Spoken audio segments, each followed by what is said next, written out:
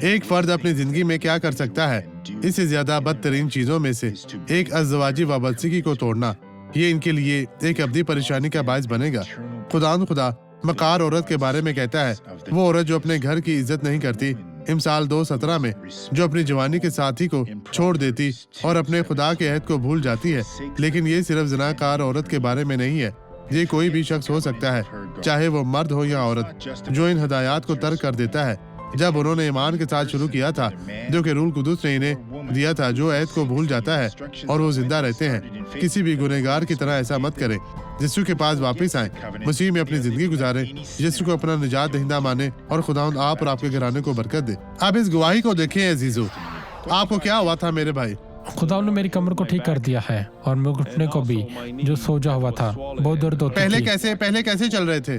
میں اپنی ٹانگ کو گھسیٹ رہا تھا اس طرح سے۔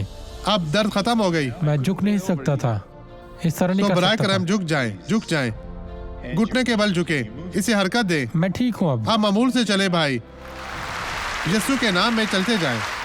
اب ہم دعا کریں گے۔ خدا، ہم دعا کر رہے ہیں، ہم تجھے پکارتے ہیں، ہم تیری منت کرتے ہیں، ہم تیری التجا کرتے ہیں، تو ان تمام لوگوں کو برکت دے خداوند، اور تمام بدی کو ان کی زندگیوں سے نکال دے، یسوع مسیح ناصری کے نام میں، اور آپ کہیں تیرا شکریہ خداوند، اور آمین۔